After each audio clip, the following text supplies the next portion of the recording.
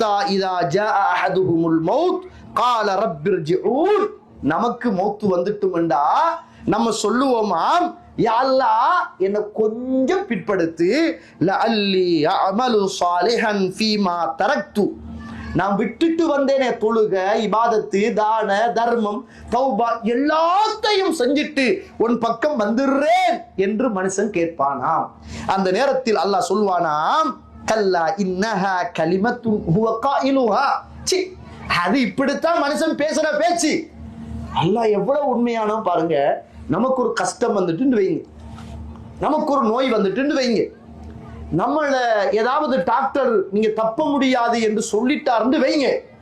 அப்ப நம்ம அல்லாஹ் கிட்ட நெருங்கி அஞ்சி பயந்து, யா அல்லாஹ் இதுக்கு பிறகு பாவம் செய்ய மாட்டேன் யா அல்லாஹ், தப்பு செய்ய மாட்டேன் யா அல்லாஹ், தவறு செய்ய மாட்டேன் யா அல்லாஹ், என்ன மன்னிச்சிடியா அல்லாஹ், ஆரோக்கியத்தை தந்துடியா அல்லாஹ், என்ன பாதுகாத்துடியா அல்லான்னு கேட்கிறோம்.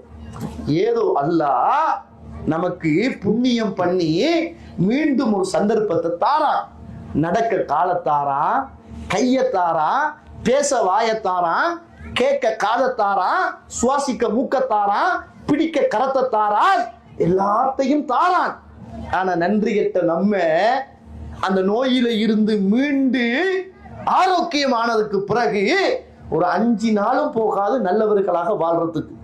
அதுக்கு பிற்பாடு பழையபடியை விடவும் கூடுதலான பாபமும் ஏமாத்தும் குரோதமும் வஞ்சகமும் உள்ளத்துல உள்ள கசடுகளும் முரண்பாடுகளும் விட்டு கொடுக்க முடியாத தன்மைகளும் நானா நீயா என்ற போட்டிகளும் பொறாமைகளும் எவ்வளவோ வளருதே தவிர குறையுது இல்லையே தோழர்களே.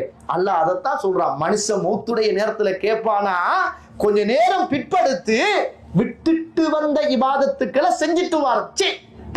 அதெல்லாம் உன்னுடைய சும்மா சொல்ற வார்த்தை, அதெல்லாம் ஒரு வார்த்தை தான். அப்ப அது நீ அப்படியெல்லாம் திருந்த மாட்டாய் என்று அல்லாஹ் சொல்லுகிறான் என்பதை அல் குர்ஆனில் அல்லாஹ் ரப்புல் ஆலமீன் எனக்கும் உங்களுக்கும் சொல்லித் தருவதை பார்க்கிறோம்.